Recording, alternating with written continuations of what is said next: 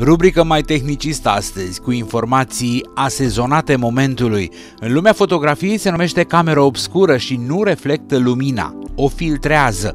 În industria auto este camera insonorizată și nu intră nimic din afară. Sunetele externe nu rezonează acolo. Se folosește pentru a măsura nivelul de sunet al unui model în stadiul de proiectare, când încă se mai pot face retușări. Un vehicul are mai mult de 1000 de componente care fac zgomot, de la motor la ștergătoarele de parbriz. Acustica are un impact direct asupra confortului și este un factor determinant în percepția calității. În deșertul Atacama din Chile, NASA face teste deoarece s-a constatat că are cele mai apropiate valori de planeta roșie. În Ushuaia, Argentina, singurele sunete pe care le puteți auzi sunt lovirea aripilor și crăpătura calotelor de gheață.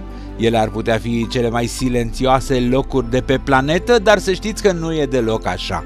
Cele mai liniștite sunt camerele insonorizate sau anecoice, cu un nume curios și descriptiv pentru o instalație în care sunt reproduse condițiile acustice aproape de liniștea absolută. Centrul tehnic SEAT din Martorell are una dintre aceste camere, special concepută pentru a măsura cu cea mai mare precizie și fără nicio interferență sunetele și zgomotele unei mașini, de la motor la roți, la mecanismul de închidere a ușii, la sistemul de ventilație și la scaunul care se reglează. Lista zgomotelor făcute de o mașină este interminabilă și toate sunt analizate în cameră. Nimic nu e lăsat la voia întâmplării. Pe de o parte măsurăm nivelul zgomotelor neplăcute și verificăm dacă acestea sunt reduse la minimum, iar pe de altă parte ne asigurăm că zgomotele pe care vrem să le auzim, cele care se referă la funcționarea motorului, sunt perfect definite, explică Ignacio Zabala, șeful departamentului acustică din SEAT, marca emoțiilor auto veritabile. Cum sună frigul în sau lângă mașini? Un ștergător de parbriz nu sună la fel atunci când este cald afară ca atunci când temperatura scade sub zero. Motorul, atunci când tocmai a pornit, sună altfel decât după o jumătate de oră de funcționare și sigur că nici geamurile nu se deschid iarna ca vara. Asta dacă nu știați pe ce dați banii atunci când schimbați mașina.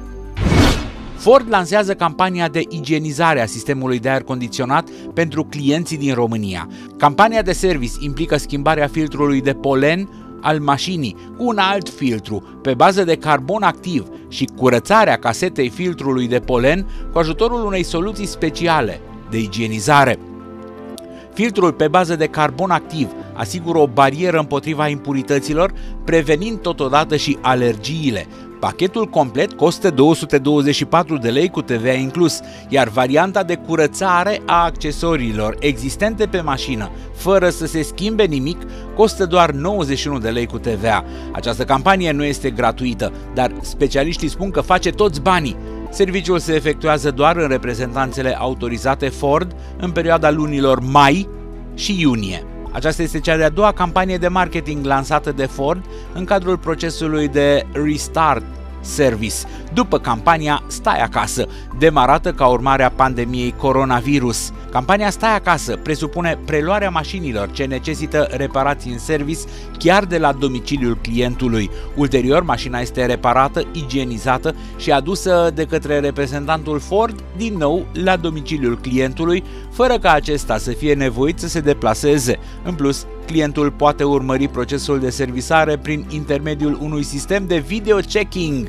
Campania de igienizare a sistemului de aer condiționat va fi lansată treptat în toate țările europene unde marca Ford este prezentă.